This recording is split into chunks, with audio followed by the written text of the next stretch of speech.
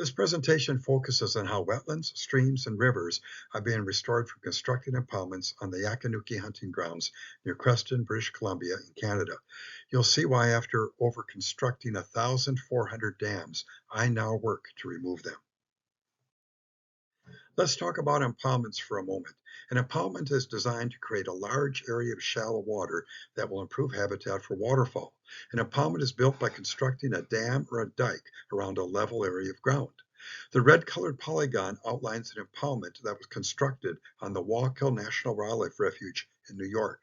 The impoundment was built by constructing a dam around a large agricultural field. The field had been created over 100 years ago by draining and filling natural wetlands and streams. The impoundment is located on the floodplain of the Wallkill River. The red lines show the location of dikes or dams that were constructed to hold water in the impoundment and to prevent floodwater from the Wallkill River from entering the impoundment when it was built. The Wallkill impoundment is dry most of the year. Water is supposed to be pumped in the fall, so the impoundment is full of water during duck hunting season. But unfortunately, this, like many other impoundments, are rarely filled these days due to the high cost of electricity.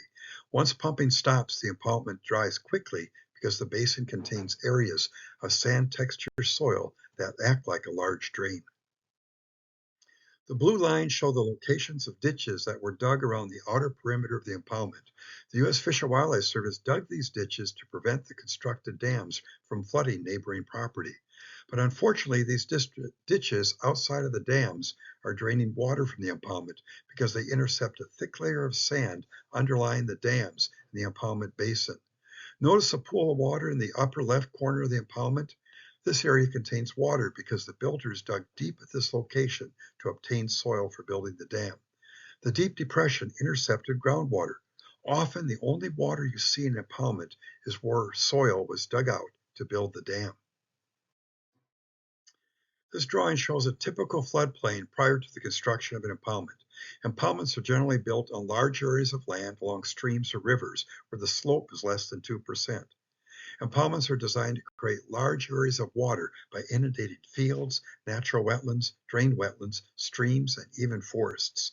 Engineers and wildlife biologists have been building impoundments for 100 years because they were taught that impoundments provide better habitat for waterfowl in comparison to restoring the diversity of natural wetlands that were drained for farming many years ago. This drawing shows the same impoundment after the impoundment is built. The stream has been moved to flow around the impoundment. Ditches have been dug to drain the natural wetlands within the impoundment. A dam has been constructed around the impoundment. A water control structure and a drain pipe have been installed so the impoundment can be drained. A drain pipe was installed where the natural stream once exited the area. The stream that once flowed through the area has been changed into a deep ditch so water may be removed from the impoundment, much like the drain in a bathtub. The impoundment is designed to be filled using a pump or a diversion from a stream or a river. The key component of an impoundment is the construction of a dam that can be really long, like even over 2 kilometers long. The soil used to build the dam is often taken from an area immediately in front of the dam being built. The area where soil is removed is called a borrow pit. The main steps in building impoundment include the construction of a dam, the installation of a water control structure, and the installation of a pump. The dam is built to maintain water that is pumped into the impoundment and to prevent streams and rivers from flooding the area. The water control structure allows water to be removed from the impoundment. Many of the dams built for impoundments were constructed using dragline like the one shown. The use of draglines explains why one often finds a deep borrow pit that looks like a ditch paralleling the impoundment dam. The dragline was replaced by the excavator for building impoundment dams in the 1980s. This photo shows a dam built for an impoundment. The dam is located along the banks of a river. The dam prevents floodwater from entering the impoundment, and it's designed to maintain water that's pumped into the impoundment. These dams are also called berms, dikes, or levees. Dr. Frank Melrose, a famous waterfowl biologist, introduced the concept of moist soil management in the 1940s. Moist soil management involves removing water from an impoundment in the spring so that annual plants may grow, and then filling the impoundment in the fall to attract waterfowl for hunting season. Tens of thousands of impoundments have been built around the world so that moist soil management can be practiced. The Cane Creek Wildlife Management Area is part of the Patoka River National Wildlife Refuge near the Wabash River in Indiana. Like almost every other national wildlife refuge, it contains large impoundments that don't hold water. Wells with large pumps were installed at the Cane Ridge Wildlife Management Area to fill the impoundments with water. The impoundments at Cane Creek cannot be filled with water even when the large pumps operated day and night. I was asked to inspect the impoundments to identify how they could be repaired so they would hold water. I carefully examined each impoundment and found that the dams were built on a foundation of sand and that the sand extended under a layer of silt clay in the impoundment. Drainage ditches have been dug outside of the dams of the impoundment to protect the neighboring farmland from flooding. These ditches were intercepted by the same layer of sand that was in the impoundments. The water being pumped into the impoundments was leaking into the sand layer, flowing under the dams and draining out the ditches. An abundance of crayfish burrows were visible in the impoundments. These burrows penetrated a layer of silt clay that was near the surface and extended down into the sand where the groundwater is located. Water pumped into the impoundments was flowing into the crayfish burrows and then down in the sand layer and then flowing under the dams into the ditches. The cattails shown in this photo are growing in a natural wetland that was drained with ditches to create an impoundment on the Boundary Smith Creek Wildlife Management Area in northern Idaho. The impoundment and the drained natural wetlands contain water only as long as water is being pumped into them.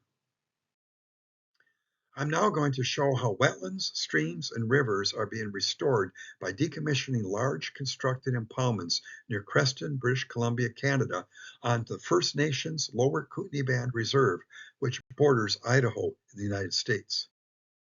The red line shows the center of a ditch that was dug between two natural wetlands that were drained for the construction of an impoundment on the Lower Kootenay Band Reserve near Creston, BC.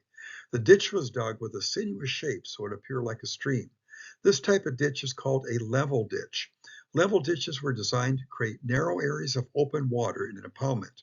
They are not supposed to drain water from the impoundment. However, this level ditch was dug on a slope, so it drains water from the natural wetlands it connects. I've examined hundreds of level ditches that were dug in impoundments, and I found that nearly every one of them are draining water from both the natural wetlands that were drained to build the impoundment, as well as from the impoundment itself. The red arrow, it points to one of the piles of soil left from digging the ditch. The large areas are natural wetlands that were drained to build an impoundment on the Lower Kootenay Band Reserve in British Columbia, Canada. The squiggle lines are ditches dug between the natural wetlands within the impoundment. These so-called level ditches drained most of the water from the natural wetlands. The impoundment only contains water while water is being pumped in from the Kootenay River. This is because the dam and the impoundment basin were built on a thick layer of sand, not clay. There are three main reasons why the ditches dug within the impoundment have drained the natural wetlands. The first is each natural wetland is found on a slope. The second is the ditches were dug to cut through the rim of each natural wetland. And the third, the main dam constructed for the impoundment failed to hold water. This aerial photo was taken in 2016. It shows the Yaqan hunting grounds. The land is part of the Lower Kootenay Band Reserve located near Creston in British Columbia, Canada. The hunting grounds encompasses approximately 210 hectares, that's 518 acres of floodplain along the Kootenay River, the Goat River, and the Goat River South. The hunting grounds is of great traditional importance to the Yaqan. All of the natural wetlands that were historically present on the hunting grounds were drained during the construction of one large impoundment. This image shows the hunting grounds as it appeared in 1929. Norman Allen Jr., community planner for the Yaqan, prepared this image by joining 4 separate aerial photos that he geo-referenced. The black-colored areas are deep water. The gray color is shallow water wetlands. Now, I used a Venza Maps app to open this image in the field on my cell phone. The image also shows where ditches that were dug to drain wetlands prior to 1929. The app and the image were of great value to me in identifying the locations of wetlands, streams, and rivers that have been drained since 1929. This image and the Venza app were used to guide us in the marking of every wetland area, stream, and river that could be restored using heavy equipment. The image was also of critical importance in guiding us where soil removed from restoring the wetlands should be spread. We didn't want to place the soil in wetlands that had been historically drained. Ducks Unlimited Canada began working with the Lower Kootenay Band in the 1960s to build large impoundments, including this one surrounding the Yaqan hunting grounds. The yellow lines in this photo, they show the locations of dams built to create the impoundment. The red lines show where the major ditches were dug to divert the Goat River and the Goat River South.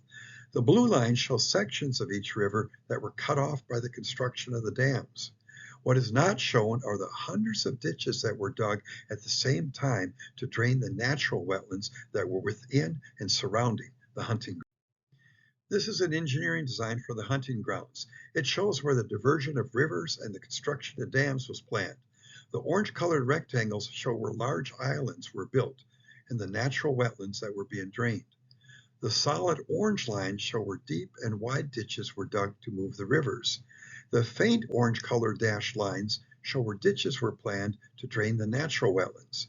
We have since found that many more ditches were dug to drain the natural wetlands, and many more islands were built using the soil removed from digging the ditches. People thought the impoundment would provide better habitat for waterfowl than the natural wetlands and streams that once occurred on the floodplain. They were wrong. This deep ditch was dug to cut off a natural loop in the Goat River South to make it easier to build a section of the impoundment dam. The ditch intercepted a subsurface permeable layer of soil, so it drained over 200 acres of natural wetlands that were adjacent to the hunting grounds. Broken concrete slabs were placed along the banks of the ditch to control erosion. Prior to the restoration of wetlands and streams within the hunting grounds, people were not even aware that the Goat River South was flowing in a constructed ditch. This photo shows a diverted section of the Goat River South that was turned into a deep drainage ditch as part of the impoundment construction on the hunting grounds. This ditch was dug through the center of major natural wetlands and streams, and it drained over 200 acres of wetlands. I've seen where numerous other rivers and streams were diverted to construct similar impoundments across North America. Engineers and biologists believe that the constructed impoundments would provide better habitat for ducks than the hundreds of natural wetlands that had various hydro periods that were already on the floodplain. This photo shows a head cut advancing in the ditch portion of the Goat River South. The head cut was caused by the construction of the ditch, and this head cut is causing a deepening and a widening of the ditch, and that is lowering the elevation of groundwater over the entire hunting grounds. You're looking at the largest dam that was constructed for the hunting grounds impoundment. The dams averaged 1.7 meters high. They didn't hold water as planned because they were built on permeable foundations of sand and organic soils. And here are some of the possible reasons why they went to all this work to build this dam. Maybe to prevent the Goat River and the Goat River South from flooding the hunting grounds, to hold water that was pumped into the impoundment from the Kootenay River, to dry large areas for farming, and possibly to reduce the duck nests that would be flooded when the Kootenay River reached flood stage. I've examined hundreds of constructed impoundments across North America, Puerto Rico, and New Zealand, and I found that the vast majority of these never held water as planned. The red arrow points to a section of dam that was built for the hunting grounds impoundment along the moved and channeled Goat River South. Upon close examination, we were able to observe water flowing under the dam and into the ditched Goat River South through a thick layer of sand. The constructed dam stopped the annual flooding of the hunting grounds, and this flooding would also bring in large woody debris. Large woody debris was no longer being deposited on the hunting grounds following the construction of this large impoundment. Here you're looking at one of the few logs remaining on the hunting grounds after 40 years of artificial flood control.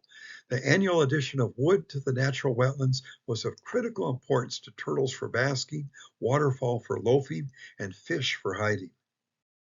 The only places holding water within and near the hunting grounds following construction of the impoundment were the deep and narrow borrow pits that were dug along the natural wetlands that had been drained. Some of the borrow pits dug in the drained wetlands were deep enough to expose groundwater. This photo was taken while I was standing in a section of the Goat River South that had been filled with soil. The soil used for filling the river channel was obtained from digging a deep ditch to divert the river. The water shown in this photo is downstream of the loop of the Goat River South that was cut off by the construction of the impoundment dam and by digging the ditch to divert the river. The large amount of soil generated from digging ditches to drain the wetlands was used to fill the cut-off natural channel of the Goat River South at 6 different locations. Norm Allard is standing on a section of the dam that was built to prevent floodwaters from the Goat River from entering the hunting grounds impoundment. Norm is standing within a historic inlet where floodwater from the Goat River once flowed naturally into the hunting grounds. Inlets often occur in the outside bends of a river. The presence of eroding banks and large woody debris deposited are also signs of an inlet. The red arrows show the location of 3 inlets along the Goat River. All had been blocked by the construction of the impoundment dam. This photo shows the river side of the dam that was constructed for the impoundment. The photo was taken while I was standing on the edge of the Goat River South looking into the hunting grounds. The high water mark from the Goat River South can be seen by the drift line of wood and fine organics. The impoundment dam prevented woody debris and fish from entering the hunting grounds. The elevation of the drift line served as an important guide to us in removing the dam. Floodwater and woody debris could again enter the hunting grounds if the dam were lowered to an elevation below the high water mark, as shown by the woody debris. The water control structure installed for the hunting grounds impoundment was no longer functioning. It had been damaged by ice. The water control structure was installed so that the water could be removed in the spring for farming and closed to contain water pumped into the impoundment in the fall for duck hunting. The structure was installed in what was once a natural outlet for the hunting grounds. The natural outlet was deepened into a ditch so that the entire hunting grounds could be drained in the spring to practice moist soil management. Here's a natural ephemeral wetland near the hunting grounds that was not drained. The wetland is located outside of the impoundment area. Look at the willows growing on the higher ground at the edge of the natural wetland. All the natural wetlands within the hunting grounds impoundment were drained using ditches, with many others that were filled with soil. This photo shows one of the many natural wetlands that was drained when the hunting grounds impoundment was built. Willows are surrounding the dry basins. The drained wetlands are dominated by dense stands of reed canary grass. This photo shows a ditch that was dug to drain a natural wetland within the hunting grounds prior to 1929. We found that people were draining some of the natural wetlands on the floodplain even before the impoundments were built. This photo shows one of the many natural wetlands that were drained as part of the impoundment construction. The pile of soil was made from digging the ditch that was used to drain the wetland. The red line shows the location of a ditch that was dug to drain a large natural wetland as part of the impoundment construction. The pink-colored ribbon shows heavy equipment operators where to fill the ditch to restore the natural rim of this wetland that was drained. This photo shows a historic river channel on the hunting grounds. Look at its wide width and its low banks. These river channels were dried when the impoundment was built. This photo shows one of the many piles of soil shaped in the hunting grounds impoundment. We've been told that these were built to provide waterfowl with islands for nesting. The piles were not used for nesting because the impoundment did not hold water as planned. The piles of soil or the nesting islands were huge. We discovered that most of the islands were built using the soil removed from digging ditches to drain natural wetlands within the impoundment. Some of the islands were built on the edges of the natural wetlands that were drained, or others were built in the natural wetlands to fill them. The actions completed on the hunting grounds and other impoundments along the Lower Kootenay Band Reserve, they show that there's a systematic and a purposeful effort to destroy all the natural wetlands and the streams within the impoundment. Here's a section of the impoundment dam that was built over a natural wetland. The dashed blue line shows the perimeter of the historic wetland that was destroyed by filling and draining. The hunting grounds is dominated by reed canary grass. Reed canary grass thrives in drained wetlands. We found a direct correlation between drained wetlands and the dense reed canary grass. The dashed blue line shows the location of a natural river outlet from the hunting grounds that was filled and blocked by the construction of the impoundment dam. This short section of valley is characteristic of natural outlets along the rivers. Historically, the elevation of water in the Goat River South was about the same as where the willows are growing. The elevation of water in the river has dropped because of the head cuts caused by shortening the Goat River in the 1930s and the ditching of the Goat River South. Large boulders were placed in the outlet, probably to control erosion during construction of the impoundment. The dashed red line shows the center of a dam that was built to prevent the Goat River from flooding the hunting grounds. The dam was so wide and it was so sloped that it was difficult to determine that it had been constructed. The Goat River was also diverted so that floodwater would not flow over the dam into the constructed impoundment. Here is a major bend in the Goat River that was cut off when the river was diverted. The water in the channel is groundwater that's been draining from the hunting grounds. The natural bend in the river was cut off to prevent the hunting grounds impoundment from flooding. The moving and channeling of rivers and streams to construct impoundments is a common practice across North America. This historic river channel was cut off by the construction of the impoundment dam. A major restoration project was planned by the Lower Kootenay Band for the hunting grounds. Named the Yaqan Hunting Grounds Ecosystem Restoration Project, actions were identified to restore floodplains, wetlands, streams, and rivers that were damaged by the construction of impoundments, the dams, the ditches, and the pipes and pumps. The project was designed to increase wildlife and fish populations on the traditional Yaqan hunting grounds in partnership with the Columbia Basin Trust, the British Columbia Ministry of Forests, Lands, Natural Resource Operations, and Rural Development, and the Aboriginal Fund for Species at Risk, the British Columbia Wildlife Federation, and the Fish and Wildlife Compensation Program. Yaqan elders shared with Norm Allard and myself that the hunting grounds was named because one could always find animals to hunt in the area. However, this changed after the impoundments were built. The Yaqan Hunting Grounds Ecosystem Restoration Project was designed to improve habitat for a diversity of wildlife, fish, and plant species. The plan was to restore wetlands, streams, and rivers destroyed by the construction of the impoundment and to reconnect the historic floodplain with the Kootenay River, the Goat River, and the Goat River South. The project would be completed to specifically improve habitat for these species at risk, including the white sturgeon, the purpet, the western painted turtle, and the northern leopard frog. Unfortunately, many people think all you must do to restore a floodplain is to breach the dam. They are wrong. Breaching a dam and doing nothing else to restore a floodplain triggers a catastrophic erosion, resulting in the further drainage of wetlands and streams over an entire valley. A significant accomplishment of the Hunting Grounds Ecosystem Restoration Project involved the removal of 1.9 kilometers of constructed dams that averaged 1.7 meters high. This photo shows a section of the dam and the inside slope of the dam. The dam and the impoundment basin were dominated by reed canary grass. Orange-colored plastic flagging was used to mark the width and the elevation of soil to be removed from the dam. A laser level and survey rod were used to guide the placement of the orange flagging, and this provided a rapid and a low-cost way to guide the excavator operators in the removal of the dams. The excavator operator used the orange plastic flags as a guide to create temporary benches along the inside and outside slope of the dam being removed. The elevation of each bench was equal to the final elevation of the dam to be removed.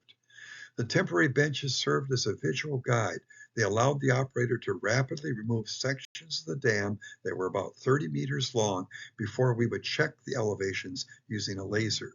We removed the dam to restore the natural historic elevation of the bank along the river. This photo shows where a section of dam is being removed. The bench was created by removing the inside slope of the dam. The orange flags were tied to reed canary grass above the desired final elevation of the dam that was being removed. Wire flags were also placed to show the elevation of the dam to be removed. 2 excavators and a dozer were used to remove the entire length of the dam to restore floodwater access to the floodplain. Here the excavator removes a center section of the dam. You can see that the soil being removed from the dam has been placed in parallel ridges by the excavators. These ridges of soil will be later spread by the dozer. The dozer is spreading the soil that was piled by the excavators. The dozer can do this faster at a much lower cost compared to using dump trucks or big machines like scrapers. The dozer is spreading the soil removed from the dam. The 1929 aerial photo image prepared by Norm Allard was used to show heavy equipment operators where soil could be spread without filling the drained wetlands. The importance of directing where soil can be spread, it can't be overemphasized. Heavy equipment operators are trained to spread soil in low areas. We found that all the low areas used to be wetlands. Elevations were taken regularly using the laser level, and this was done as the dam was being removed. This was critical because floodwaters may not enter the restored floodplain if high sections of the dam are left, and the wetlands being restored, they're going to be drained if the dam is lowered too much below the historic elevation of the riverbank. You're looking at some of the many holes that we found when we were removing the dam. These holes were causing leaks in the dam. We found numerous muskrat burrows in the dam that was being removed. These burrows are very difficult to find when grass is growing 1 or 2 meters high.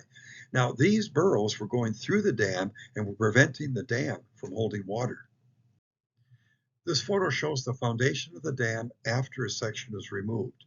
The dam was built on a thick layer of organic soil. Water was leaking under the dam through this organic layer. The engineering drawings showed that the dam was to have been built on a foundation of clay. Most of the dams that I've been removing on impoundments are built on foundations of sand and organic soil. This is because it would be very expensive for the contractor to build dams as designed by the engineer. This section of the impoundment dam was built on a mixture of topsoil, silt, silty clay, and sand that was all permeable. The hand shows topsoil in the dam that we were removing. Water leaks through dams unless they are made from soil that's high in clay, and the clay must be compacted in layers under suitable moisture content. Chunks of trees like the one you see here were found under the dam. This also explains why the impoundment didn't hold water. I've observed that many dams built for impoundments fail to hold water because they are constructed over permeable substrates. Here's a section of the dam that's been removed. The orange flag, it served as a guide for removing the dam. The woody debris we uncovered during the removal of the dam, we saved it and would place it in the restored wetlands. The excavator is loosening soil and removing the heavy equipment tracks following the removal of the dam. Here's a section of the dam that was removed. The rough and loosen technique was used to control erosion and to create a substrate that was ideal for plant germination and growth. This photo shows another section of the dam that was removed. This photo shows the section of the dam that was removed near water standing in the borrow pit. Soil was purposely not placed in the water. The water is present where soil was removed years ago to build the dam. We placed logs in the water to provide the western painted turtle with basking sites and waterfowl with loafing sites.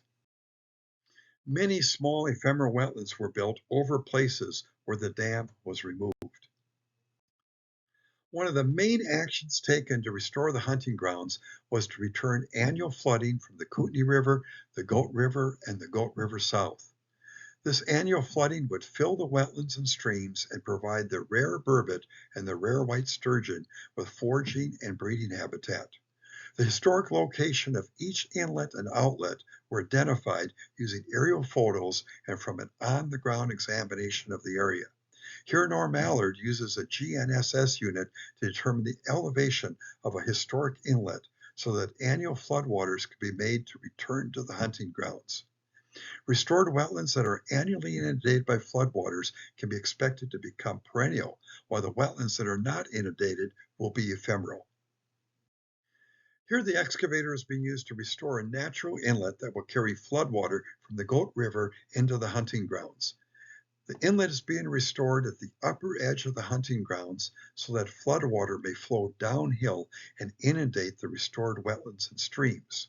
Note the soil that was used to build the dam across the inlet when the impoundment was built. It's brown in color. The great color soil is from the wetland that was filled when this dam was built.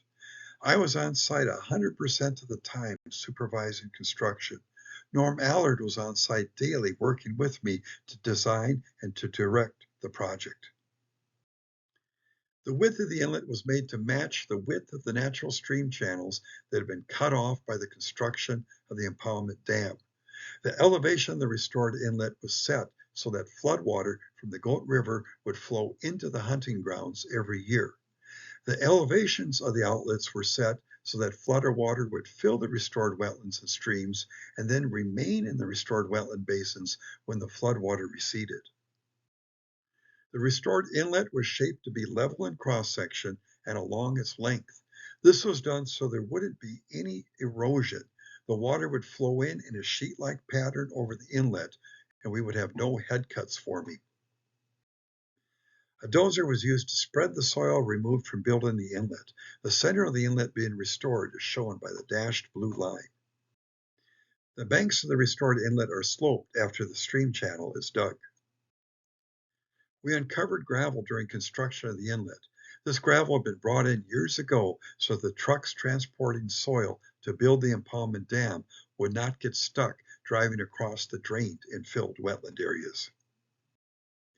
Here you see the finished entrance to the inlet.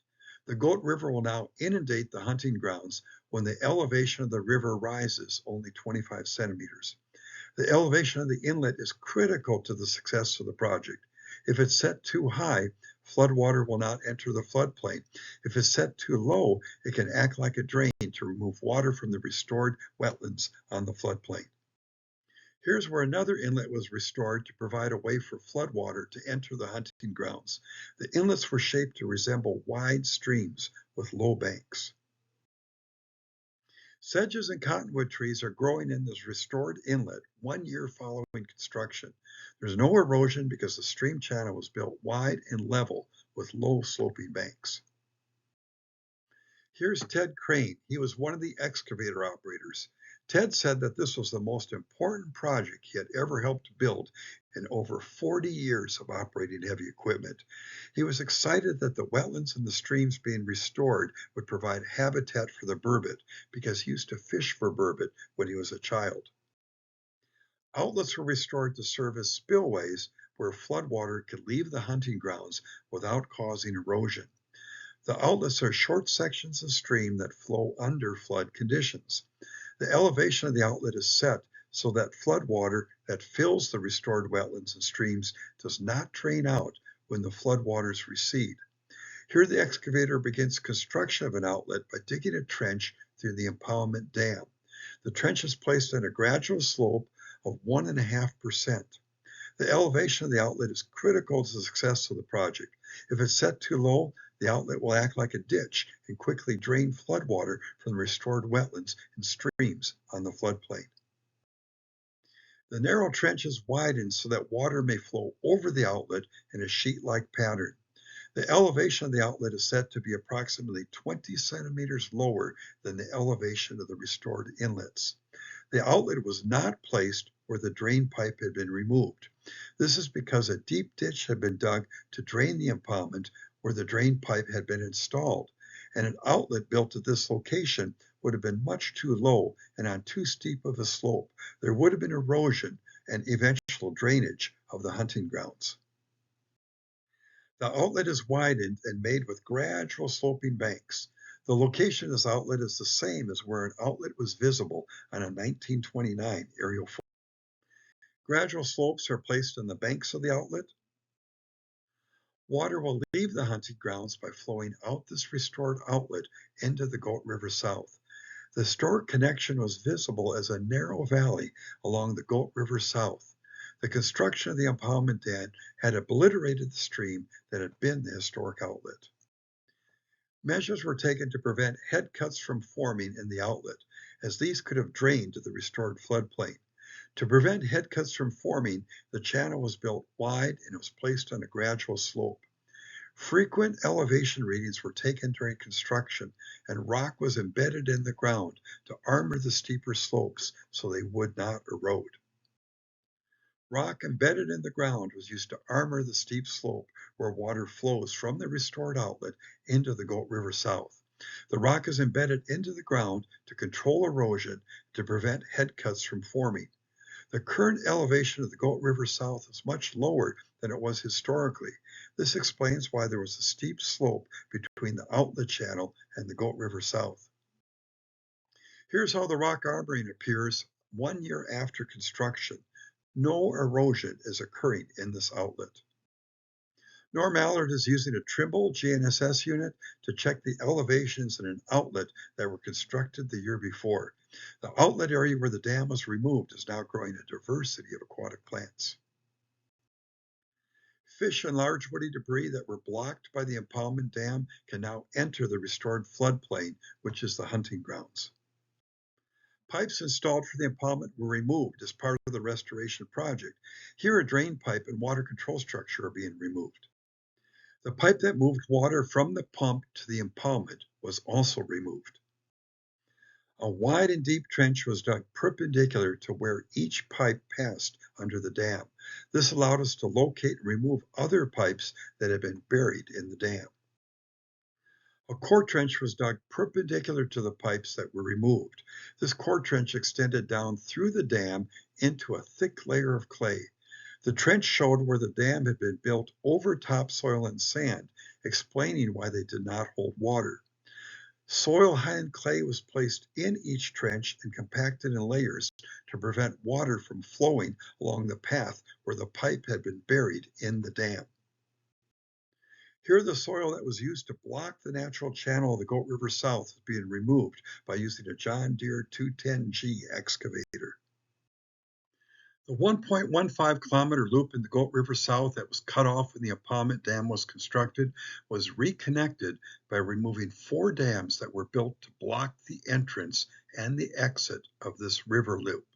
The dashed lines show the exact location of one of the dams that was removed. Here, the excavator is building a riffle to transition higher water in the restored loop into the ditch section of the river that's at a lower elevation. Rock was used to build 2 riffles in the Goat River South. The upstream riffle directed water from the ditch section into the restored loop of the river. The downstream riffle returned water from the restored loop in the river to the ditch section of the river where water levels were lower. The constructed downstream riffle raised the elevation of the ditch section of the river by about 1 meter. The loop in the Goat River South had been cut off to facilitate the construction of the dam for the impoundment. The cut-off loop was reconnected to the river, and the original depth of water in the loop was also restored. Reconnecting the cut-off loop of the river should help to restore groundwater elevations in the hunting grounds. The restored loop of the Goat River South now provides habitat for the western painted turtle, the white sturgeon, and the burbot. Numerous large mounds of soil were formed across the landscape of the hunting grounds. Supposedly, these were built to provide nesting sites for waterfowl. The impoundments surrounding each nesting island remained dry because the dams for the impoundment did not hold water, and the natural wetlands have been drained as part of impoundment construction. The large island that you see here was built in the center of a natural abandoned channel of the Goat River. Here, the dozer operator removes one of the large mounds of soil. The soil from the mound was used to fill drainage ditches and to restore the rims of the many natural wetlands that have been drained. We were careful not to fill the historic wetlands with soil as we removed the islands. The 1929 aerial photo was very valuable in showing us where these historic wetlands have been located. Our skilled individual who was operating the Caterpillar D6R LGP dozer was able to remove an average of 2 of these large islands in only a 10-hour day. The smaller piles of soil that were left over from digging narrow ditches, these were removed in 1 hour's time or less. Wetlands were built where the islands had been removed. This is one of the many small wetlands that we restored after nesting islands were removed. Wet meadow wetlands were formed by shaping shallow depressions on the locations where mounds were removed. Look at this diversity of aquatic plants that are growing where a large mound was removed. And this photo was taken only 1 year after the mound was removed. The sedges, they provide food for grizzly bear and for elk. This wet meadow wetland was restored following the removal of a large nesting island. This massive mound of soil had been placed in the center of a natural river oxbow to block the old channel. Here's how the blocked river channel appears 1 year later after we removed the huge mound and reconnected it with floodwater. You're looking at another river channel that was restored. Tall and dense growths of reed canary grass were found growing in the wetlands that had been drained. Dry and shallow basins that contain the rare reed canary grass, these provided strong indication that wetlands have been drained at the site. Norm Allard is standing in the bottom of a ditch that was dug to drain a natural wetland as part of the construction of the impoundment. This ditch appears deepest where he's standing because it's passing through the natural rim of the drained wetland. Look at the tall and dense reed canary grass in the drained wetland. We identified ditches that have been dug to drain every natural wetland within the hunting grounds as part of impoundment construction. The red line shows the location of a ditch that was dug to drain another large natural wetland for the impoundment. The large islands were constructed within the drained natural wetland using soil removed from digging the ditch. The shoreline of the historic wetland is shown by the tall cottonwood trees in the far background. The detailed LiDAR images that we had were of limited value because the tall reed canary grass masked the presence of these ditches. This is a ditch within a ditch.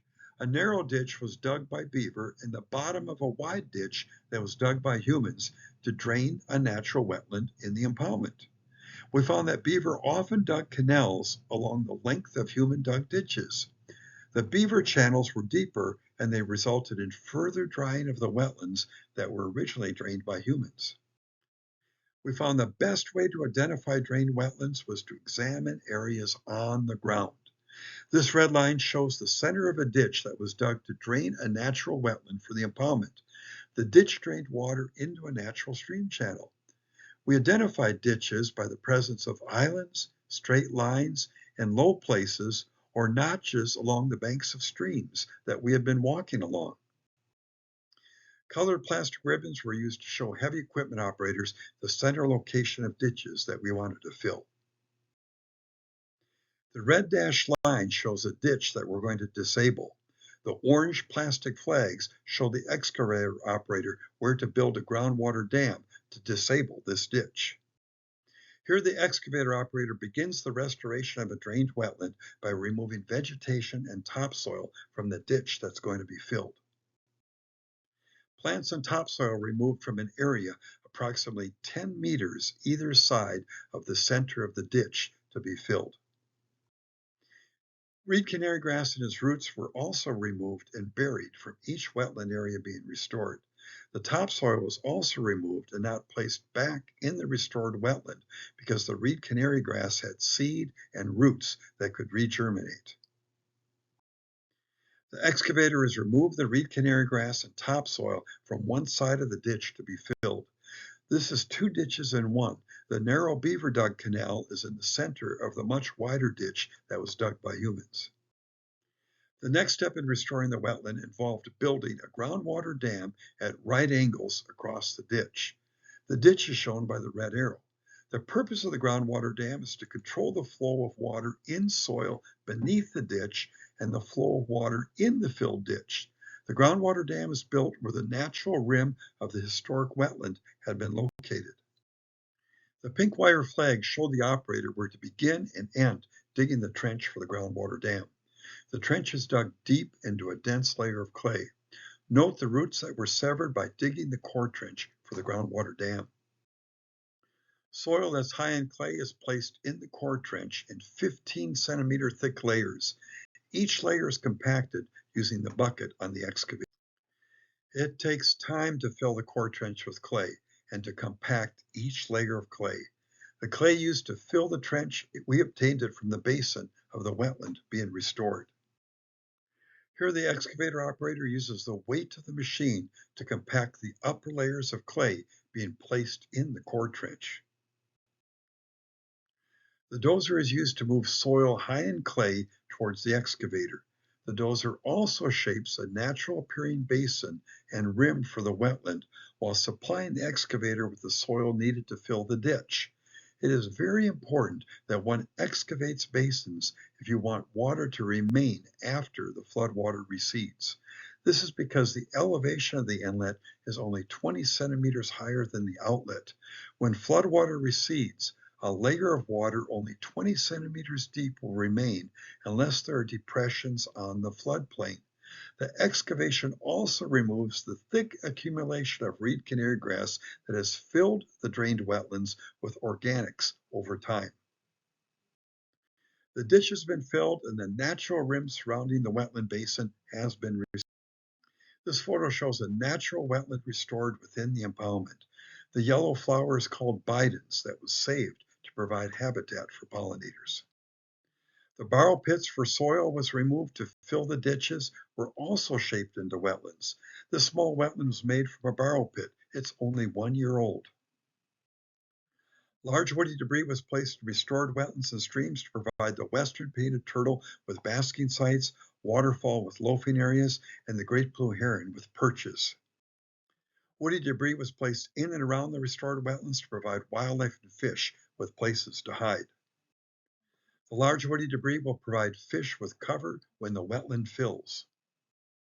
Large woody debris was also placed in the restored loop of the Goat River South. There were 8 western painted turtles basking on these logs before the photo was taken. Some of the wetlands restored on the hunting grounds were made large and deep. These wetlands contain water all year because they are periodically inundated by floodwater from the adjoining rivers. Burbot and white sturgeon, both species at risk, are being stocked in these perennial water wetlands. Many of the wetlands were restored at higher elevations on the floodplain. This is so they wouldn't be inundated by floodwater. These wetlands, called ephemeral wetlands, will dry annually. Ephemeral wetlands provide important habitat to waterfowl, amphibians, and crustaceans because they don't support fish. The restored wetlands that are not inundated by floodwater dry in late summer. These ephemeral wetlands provide outstanding habitat for migrating ducks, geese, and swans. Sandy loam texture soil that was removed during wetland construction was placed in well-drained and sunlit locations to provide the western painted turtle with nesting sites. See the logs that are placed in the background? They were placed there to provide turtles with basking sites. The roots and rhizomes of water lilies that were unearthed during construction, they showed us that the drained wetlands and streams historically contained water, and these were replanted on the site in the restored wetlands and streams. Water lilies are flourishing in the restored streams and wetlands where they had laid dormant for 60 years. Restored wetland basins were shaped with pits and mounds and ridges to provide conditions for the establishment of a diversity of plants. The pits and mounds in the basins varied up to 2 meters in elevation. Excavator bucket marks were hidden. The loose soil was spread in the wetland basins. Now, cattails and reed canary grass are not able to dominate a wetland building using these techniques. The pit and mound topography restored in and around the wetlands is going to provide conditions for a diversity of native plants to become established. And this diversity will prevent any one plant species of plant from dominating the basin. The mound placed in the restored wetland is growing sedges and bidens in only 1 year. The lower elevations in the basin are growing water plantain that has an abundance of seeds for waterfowl to eat. A diversity of native plants are growing in this 2-year-old restored wetland. The aquatic plants grew naturally without seeding or planting. A diversity of aquatic plants have colonized this perennial water wetland within 1 year of restoration. 1 year ago, this drained wetland was dominated by reed canary grass. The wetland was restored by removing reed canary grass and its roots, disabling ditches, and by restoring the contours of the natural wetland basin. We were very successful at replacing dense reed canary grass with a diversity of native aquatic plants on the hunting ground. The restored wetlands are quite diverse. This restored wetland is growing burr reed, rushes, and willow. Sedge dominates this restored wet meadow wetland on the hunting grounds. Sedges are important food for elk in the fall and in the winter. One can see where elk are feeding on the sedges growing in this restored wetland. The restored wetland is growing woolgrass. The scientific name of woolgrass is Scirpus cyprinus. The restored wetlands are growing a diversity of bulrushes. Here is one of the many wetlands restored in the hunting grounds, only 1 year after construction. This site was dominated by a large mound of soil and by a dense growth of reed canary grass. The wetland filled when the Kootenay and Goat Rivers flooded the hunting grounds in the spring of 2020. Restored wetlands that were hydrologically connected with floodwaters, they contained water throughout the severe drought that was experienced in 2021. While the wetlands that were not inundated by the floodwater, they dried. The wetlands restored on the hunting grounds contain shallow water and a great diversity of plants. The Hunting Grounds Ecosystem Restoration Project restored over 60 natural wetlands, 8 streams, and sections of 3 rivers. This was done by removing dams, filling ditches, and by restoring natural contours to the wetlands and streams. The Hunting Grounds Project restored natural ephemeral streams that have been cut off from rivers and impacted by the construction of impoundment dams. These restored ephemeral streams are rare habitats in agricultural regions. Most of them have been changed into ditches. The Hunting Grounds Project restored seasonal wetlands. They now support a diversity of wildflowers that are used by pollinators. Bidens can be found growing in the moist soil of wetlands that were restored on higher ground that are not regularly inundated by floodwater. The restored wetlands are supporting a diversity of plants and animals. The tracks in this photo are from a grizzly bear and her cub that were feeding on the cattails. I would like to thank the Yaqan for taking the lead in restoring wetlands, rivers, and streams from constructed impoundments. This photo was taken by Norm Allard, and it shows the hunting grounds on June 6, 2022, now reconnected with floodwater from the Goat River South, and the Kootenay River. Returning annual flooding to the hunting grounds has produced wetlands that contain water in a drought. This aerial photo shows the hunting grounds prior to restoration in 2015. This photo shows the restored hunting grounds now reconnected with floodwater in 2021. Naturally appearing and functioning wetlands, streams, and rivers may be restored from constructed impoundments. The Yaqan Hunting Grounds Ecosystem Restoration Project is a success. The project reconnected over 519 acres of floodplain containing restored wetlands and streams with the Kootenay River, the Goat River, and the Goat River South. The project showed that artificial impoundments constructed many years ago may be restored to a diversity of natural appearing and functioning wetlands and streams and rivers that provide habitat for waterfowl and species at risk. Please contact me if you would like help planning a similar project in your area. Thank you.